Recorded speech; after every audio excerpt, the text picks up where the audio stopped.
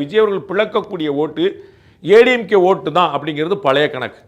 இப்போ ரொம்ப ஸ்ட்ராங்காக நான் ஏற்கனவே சொன்னது போல விடுதலை சிறுத்தைகள் கட்சியுடைய கோர் ஓட்டாகக்கூடிய பட்டியலின ஓட்டை பெருசாக பிரிக்கிறார்.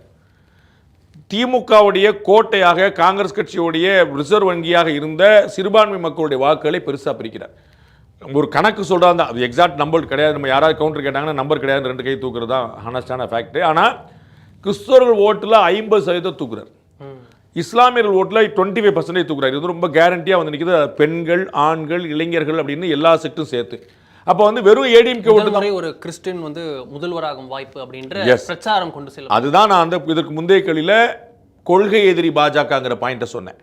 திரு விஜய் அவர்கள் தன் வாழ்நாளில் முதல் முறையாக ஆமாம் நான் ஜோசப் விஜய்னு சொன்னது பிஜேபி ஊழல் தகராறுல தான். உங்களுக்கு புரியுங்களா? அது முதல்ல அதனால வந்து அது லாஜிக்கலாக நிற்கும். ஸோ பிஜேபி எதிர்க்க விரும்புகிறதுக்கான ஒரே வாய்ப்பாக டிஎம்கே இருந்துச்சு.